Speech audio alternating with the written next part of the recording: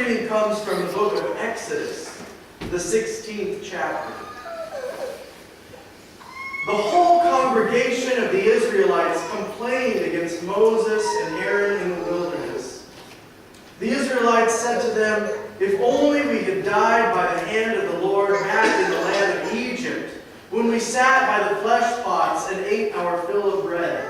For you have brought us out into this wilderness to kill this whole assembly with hunger." Then the Lord said to Moses, "I am going to rain bread from heaven for you, and each day the people shall go out and gather enough for that day. In that way I will test them, whether they will follow my instruction or not. And on the 6th day, when they prepare what they bring in, it will be twice as much as they gather on other days." So Moses and Aaron said to all the Israelites, "In the evening you shall know that it was the Lord who brought you out of the land of Egypt. And in the morning you shall see the glory of the Lord, because he has heard your complaining against the Lord. For what are we that you complain against us?" And in the evening quails came up and covered the camp. And in the morning there was a layer of dew around the camp. When the layer of dew lifted, there on the surface of the wilderness was a fine, flaky substance, as fine as frost on the ground. When the Israelites saw it, they said to one another, "What is it?" For they did not know what it was. Moses said to them, "This is the bread that the Lord has given you to eat."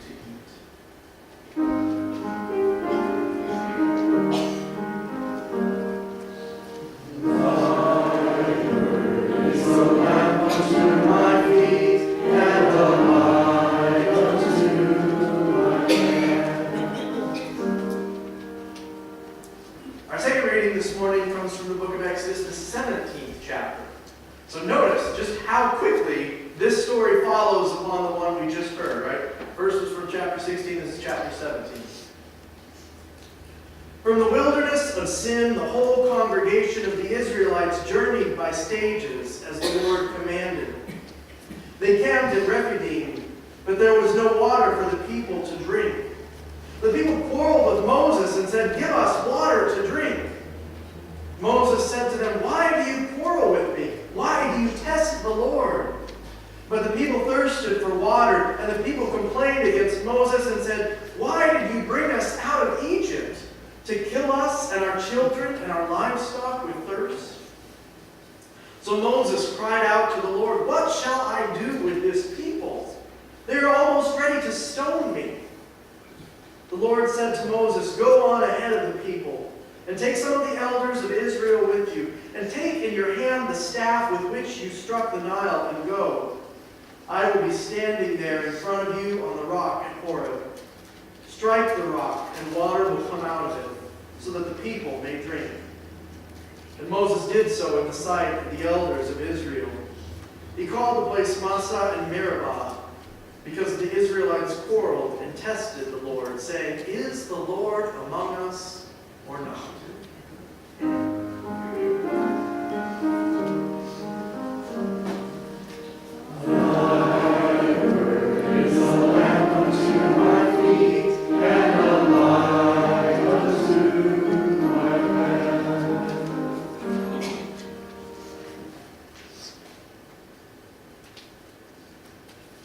Grace and peace to you all in the name of our still speaking God, who loves us just the way we are, who loves us too much to let us stay that way. Will you pray with me? May these words of my mouth, and may the meditations of all of our hearts be acceptable in your sight, O God, for it is you alone who is our rock and our Redeemer. Amen.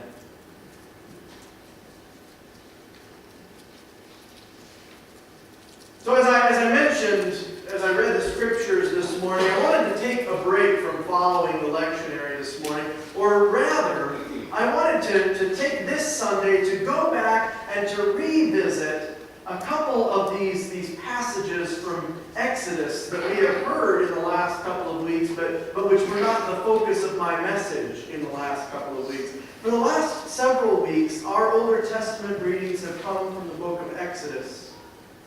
We've been reading the story of God's people as they were enslaved in a foreign land, oppressed by the Egyptians. We have read the story about God calling to Moses from a burning bush, authorizing and empowering him to lead God's people to freedom. We have heard tell of God's great deeds and amazing miracles. The stories of how God sent plagues and pillars of fire to protect his chosen people, and how God parted the sea in front of them so that they might journey from slavery to freedom across dry land. And about how the people of Israel danced and sang in celebration of the newfound freedom, and how they promised their faithfulness to the God who saved them. And as the two passages which I just read remind us, we have read about how after everything that God had done for them, after promising their faithfulness to the God who had delivered them, the people of Israel started to complain at the first sign of hardship. We were better off in Egypt, they declared. We are going to starve out here in the wilderness. At least back in Egypt, we didn't have to worry about where our next meal was coming from. Never mind that their meals came from their oppressors, from their tormentors. We were better off in Egypt, they say. We are all going to die of thirst out here. At least back in Egypt, there was water for us to drink. Never mind that the taskmasters holding the water in one hand were holding a whip in the other. What is going on here, sisters and brothers? Why all this complaining? Why all this negativity and doubt and distrust? I mean, food and water are basic necessities of life. This is true. But they are so very basic that I would expect at least a few of the Israelites might pipe up and say, look, guys, God sent a pillar of fire to guide us. God parted the sea before us. Don't you think that God can handle providing us with sack lunches for the day? I mean, especially after in chapter 16, when manna began falling from heaven, bread falling from heaven every single morning. And apparently suicidal quails were running into the Israelites' camps at night with a great big "Eat Me" sign right around their necks. Right? Every single night this was going on. Shouldn't that have been a clue that God was still with them and that their basic needs were going to be met? But even after that, even after quails just come running right into the camp every single night, at the first sign that water is running out, only one chapter later, right? At the first sign that water is running out, they are right back to, why did you bring us out of Egypt? To kill us with thirst? What gives? I mean, after all that they have witnessed of God's power and God's providence, why do they still not have faith? One of my all-time favorite movies is The Shawshank Redemption. Anybody seen The Shawshank Redemption before? Lots of people have seen it. Good. I try to avoid the pop culture references in sermons because I don't know who's seen it. Great movie. It's the story of an innocent man who is sentenced to life in prison for a murder that he did not commit. One of the characters in the movie The Shawshank Redemption is a man named Brooks. Brooks has been in prison all his life. Got thrown into prison as a teenager. And then, as a much older man, he is released from prison on parole. And he does not know how to adjust to life outside of prison. Brooks has never in his life had to make food for himself before. The prison staff had always done that for him. He'd never held a job. He had never been responsible for setting his own schedule. Brooks gets a job bagging groceries, and he keeps asking his manager if he can go and use the bathroom. The manager says, I keep telling you, you don't have to ask me every time. If you need to go, then just go. But Brooks cannot do that because he has gotten so accustomed to having to ask for permission just to pee that he cannot do it on his own anymore without getting permission first. Brooks in the movie has been institutionalized. Now that he is an old man accustomed to prison life, he finds the experience of freedom to be terrifying and overwhelming. He cannot cope with freedom.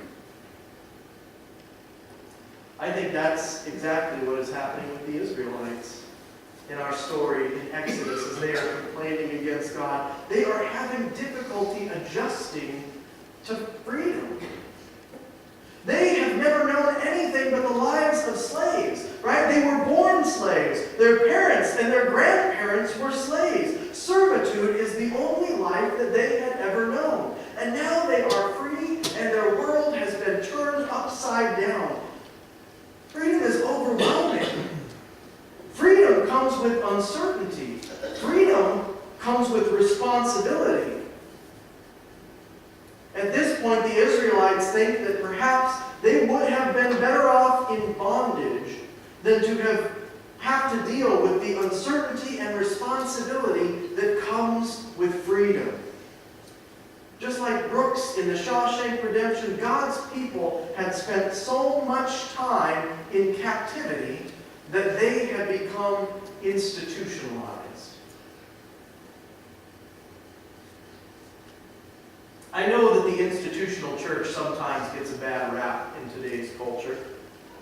I mean, you hear it all the time. I'm a spiritual person, but I'm just not into organized religion. Or I'm a Christian, but I'm really not interested in the institutional church. Church membership and committees, all that. Personally, I'm very fond of the institutional church. I know that budgets and council meetings are not always exciting, but I am a Christian today thanks to people who did that lackluster but necessary work of keeping congregations going until I was ready for a relationship with God that was mediated through Christ's church. Somebody kept the lights on for me, right?